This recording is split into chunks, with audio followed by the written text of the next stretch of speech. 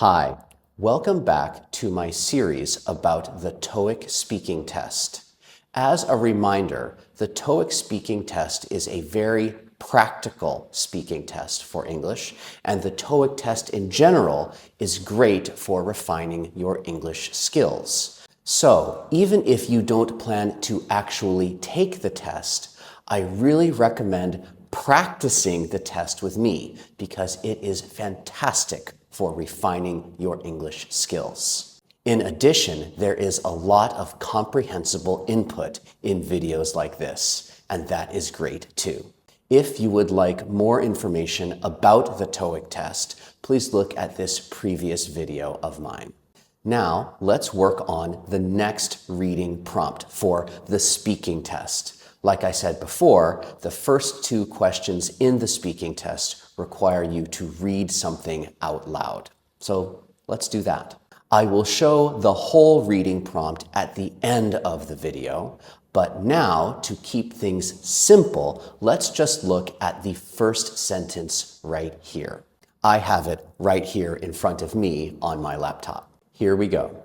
Welcome to the Grandview Hotel. When I said that, I made sure to speak confidently and to lower my voice at the end of the sentence. If I said, welcome to the Grandview Hotel, it sounds like I'm not done speaking yet. We lower our voice a little bit, hotel, at the end of the sentence. Let's move on to the next sentence, right here. This sentence doesn't have any extremely complicated vocabulary, but it does have the word enjoyable. And that is a word that can be hard if you're not familiar with the j sound, enjoyable. That sound is like the ch sound, ch, but we add our voice. Some of my students here in Vietnam struggle with that sound, and I know that people who are native speakers of other languages also can struggle with that sound because it's not very common. So let's practice it. If you can make the ch sound, ch, ch, ch, we just need to add our voice. I will do this right-wrong exercise to help you to distinguish between the two sounds. I will do this when I am saying the j sound correctly. And I will do this when I am not saying it correctly. Specifically, I will have my thumb down when I say the ch sound. Let's practice. J, j, ch, j, ch, ch. All right, so we need to do the ch sound with our voice in j. Enjoyable. Practice that if it's hard for you.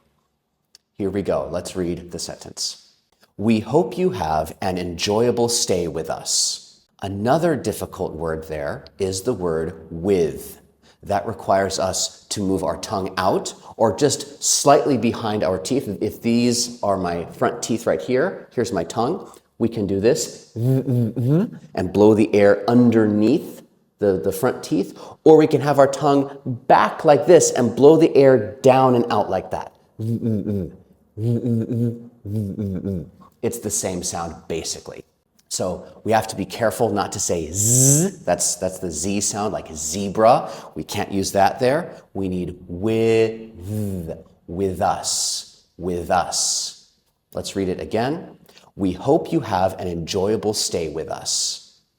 Nice. Let's keep going. I have the next sentence here, and we have some difficult vocabulary. So first, we have the word complimentary. This is a word, it's an adjective. It means it's like a gift.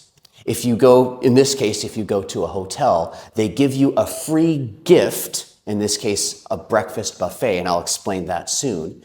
They give you something to say, thank you for coming here. And then this word buffet. This is a French word, so it has a silent T at the end. It's not buffet. You may be thinking, oh, I've heard Buffett before. And yes, you have, probably, if you've heard of this guy, Warren Buffett. He pronounces his name Buffett, but when we talk about a buffet, which is a restaurant like this, we do not say buffet like Warren Buffett. We say buffet. It is a French word. French words sometimes have silent T's at the end. So this is a buffet. What else do we have here? We have a dining area. If you're thinking, that looks similar to dinner, and is that related? I think they're related, yeah, because dinner is a meal, and to dine means to eat, usually in a restaurant. So this is a dining area. Be careful, it's not a dinning area like dinner, it's I, a dining area like this. What else do we have here? I would say the only other difficult thing that we have is the number 6 in 630. At least here in Vietnam, there is no x sound at the end of any word in Vietnamese. So many students say sick 30, like sick, like you have a flu or something like that. We have to be careful to get that KS sound out. 630. With that out of the way, let's read this together. I'll go first and then you can do it after me. As a reminder, our complimentary breakfast buffet is served in the dining area on the first floor from 6:30 to 10 every morning. Let's move on to the next sentence right here. Let's look at it together. I don't see anything that is particularly challenging aside from perhaps the word pool. That O sound can be challenging for some people. I have seen some variation, some differences among how people say that ending L sound, but I like to teach it like this. We move our tongue up. Like if these are my upper teeth, my tongue needs to come up and touch these teeth. O. And the air will escape my mouth to the sides of my tongue. O. It doesn't come straight out like most sounds. It comes from around the sides of the tongue. So if you're not doing that, your L sound might not sound quite correct. I'll read it first and then you can do it after me. The fitness center, located next to the swimming pool, is open 24 hours a day. I do want to mention that the words next to have a special connection because they're said so frequently together in English and because next ends with the letter T and to starts with the letter T. So we often merge them. Instead of saying next to with two t sounds, we merge them. So it's like one word when I say it. Next to, next to. Let's move on to the next sentence. And this one has some fancy stuff in it. Let's first look at the word assistance. That word means help. It's a fancy word for help. So with that word assistance, even though it ends with A-N-C-E, Americans like me typically pronounce it as I, like the word in. Assistance, assistance. Next, we have the word transportation. This word means anything like taxis or buses, or if you're really super rich, a private helicopter, anything that helps you go from one place to another place. And that S there in transportation actually makes the sound Z, like zebra, transportation. We also have the word attractions. We use this when we talk about tourism, like going on vacation somewhere. An attraction might be a place like a water park, or maybe a traditional historical place in the city like this, or maybe a big statue like this.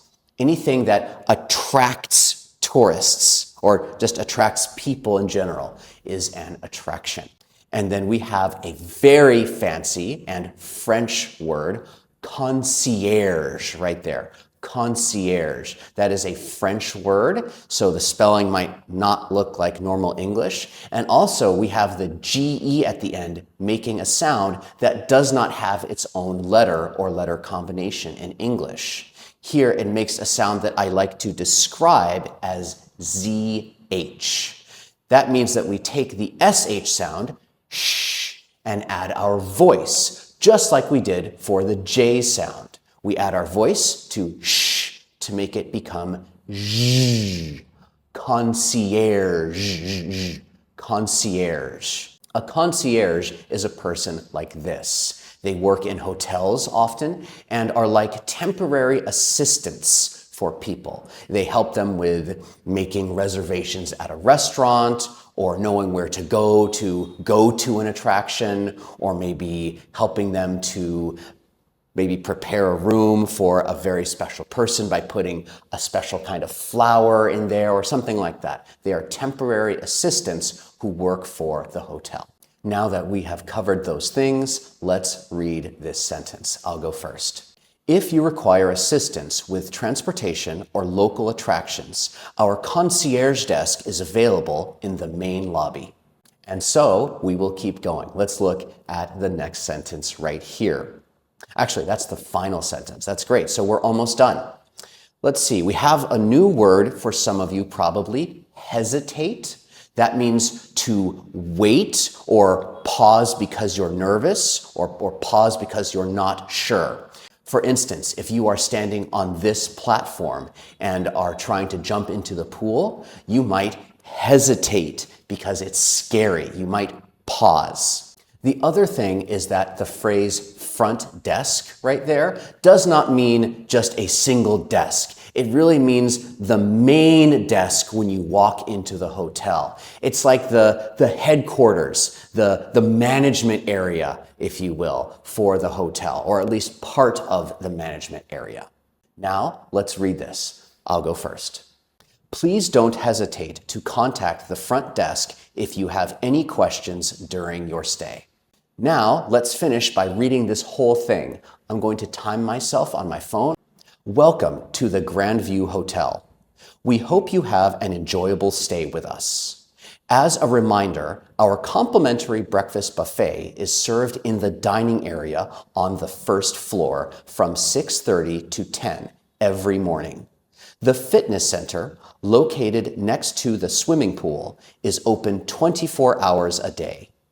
If you require assistance with transportation or local attractions, our concierge desk is available in the main lobby.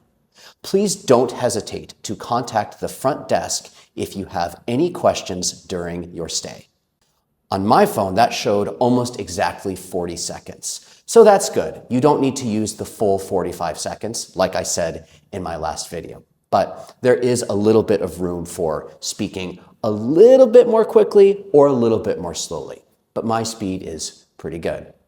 If you have any questions about what we did today, please let me know in the comments. And please tell me what it was like for you when you were practicing this passage. You can tell me whether there were any words that were challenging for you.